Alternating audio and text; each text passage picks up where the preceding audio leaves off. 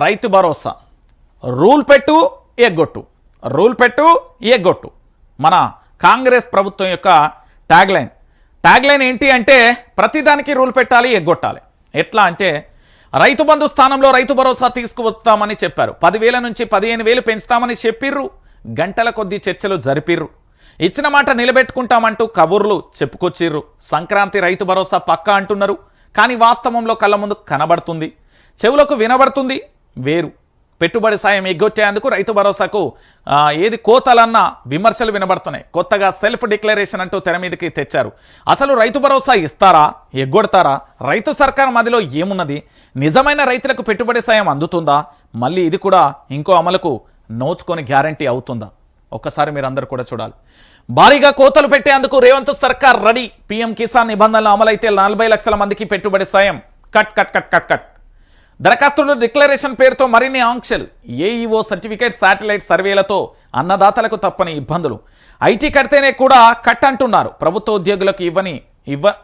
ఉద్యోగులకు ఇవ్వరని ప్రచారం. సింగరేణి కార్మికులపైన జరుగుతున్న చర్చ. రైతు భరోసాపై రేవంత్ సర్కార్ మాటలు ఎలా ఉన్నాయి? అసలు రేవంత్ రెడ్డి సర్కార్ ఏమంటున్నది ఒకసారి చూద్దాం. కటాఫ్ పెట్టాలి, 5 నుంచి 10 ఎకరాల లోపు వాళ్ళకే ఇవ్వాలి. రైతు కటాఫ్ పెట్టినా 99.9% మందికి రైతులకు ఇవ్వాల్సి వస్తుంది. సాగు చేసే వాళ్ళకే రైతు భరోసా ఇస్తామన్నారు. అయినా 85% నుండి 90% మంది రైతులకు ఇవ్వాల్సి వస్తుంది. దీంతో మరోసారి కేబినెట్ సబ్ కమిటీ సుదీర్ఘ ఆలోచనలు చేసింది. కుటుంబం మొత్తం మీద 10 ఎకరాలకే రైతు భరోసా అన్నారు. అలా అయితే 80%కి పైగానే రైతులకి ఇవ్వాల్సి వస్తుంది. ఏ పంటలు వేస్తారో రైతుల నుంచి డిక్లరేషన్ తీసుకోవాలనే ప్రతిపాదన. దీంతో వరి పంట వేస్తే 2 సార్లు, పత్తి మొక్కజొన్న చెరుకు, పసుపు లాంటి మెట్ట పంటలు వేస్తే ఒకేసారి పెట్టుబడి సాయం అందే అవకాశం ఉంటుంది. ప్రభుత్వంపై భారం కూడా తగ్గుతుంది. ఇక డిక్లరేషన్తో పాటు పీఎం కిసాన్ నిబంధనలు కూడా వర్తింపజేయాలనే ఆలోచనలు. దీంతో 40 లక్షల మంది రైతు బంధు లబ్ధిదారులకు గాను 40 నుంచి 70 లక్షల రైతు బంధు లబ్ధిదారుల నుంచి 40 నుంచి 45 లక్షల మంది రైతులకు కూతపడే అవకాశం. అంటే కేవలం 25 నుంచి 30 లక్షల మంది రైతులకే రైతు భరోసా వచ్చే అవకాశం. ఇక వీటితో పాటు ఐటీ కడితే రైతు భరోసా కట్, ప్రభుత్వ ఉద్యోగులకు కట్, వ్యక్తిగత పన్ను కనురుతున్న సింగరేణి కార్మికులకు కట్. ఇలా రకరకాలుగా నిబంధనలు పెట్టి రైతు భరోసా లబ్ధిదారుల సంఖ్యను గణనీయంగా తగ్గించడమే లక్ష్యంగా పెట్టుకున్నట్లుగా అర్థం అవుతుంది అంటూ కూడా చెప్పిన పరిస్థితి కనబడుతుంది. ఇక్కడ ఏమీ లేదన్నా, సింపుల్గా నేను చెప్తున్నా, ఒకటే మాటలో చెప్తున్నా, మీకు అర్థమయ్యే భాషలే చెప్తున్నా.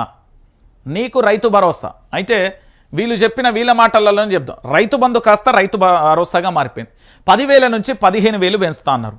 ఇప్పుడు ఏం చేసింది ప్రభుత్వం అంటే, ఈ రాష్ట్ర ప్రభుత్వం దేని మీద నడుస్తుందన్నా మన భాషలో మాట్లాడుకుందాం. లిక్కర్ అమ్మకాల మీద వచ్చిన ఆదాయం మీద తెలంగాణ రాష్ట్ర ప్రభుత్వం నడుస్తుంది. ఇది మీరు ఎవరు నమ్మినా నమ్మకపోయినా ఇది సత్యం. ఇట్లా ఎడమ చేత ఇచ్చినట్టే ఇస్తారు, ఇట్లా గుంజుకుంటారు. 3-4 వేల కోట్ల రూపాయల ఆదాయం, 4,000 కోట్ల రూపాయల ఆదాయం వచ్చింది December 31 అంటే కొత్త సంవత్సరంలో అడుగుపెట్టే సమయంలో. ఎంత తాగుడుదాయిలో ఆలోచించారు. నేను ఎందుకు ఈ విషయాన్ని చెప్తున్నానంటే, ఈరోజు రైతు బంధు అంటే రైతులకు న్యాయం చేయడానికి మాత్రం ఎలాంటి వీళ్ళకు మనసు ఒప్పలేదు.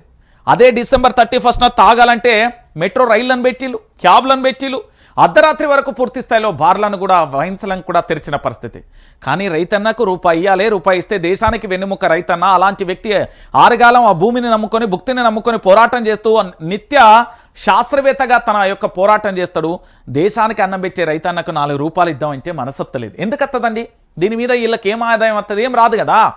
రైతన్నకు సంబంధించి, పంటకు సంబంధించి పంటే వేసిన అమ్మిన ఇవలకు అక్కడ కూడా బాగుపడేది దళారీ వ్యవస్థనే. కానీ తెలంగాణ ప్రాంత బిడ్డలు, తెలంగాణ ప్రాంత ప్రజలు సంబంధించి దేశంలోనే, ఈ భారతదేశంలో అన్నపూర్ణ రాష్ట్రంగా తీర్చిదిద్దింది కల్వకుంట్ల చంద్రశేఖరరావు.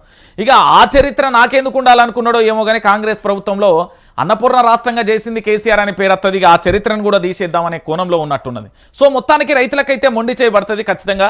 రైతులు నానా ఇబ్బంది పడే క్షణాలు కూడా బయటకు వస్తాయి. నేను చెప్తున్నా కదా.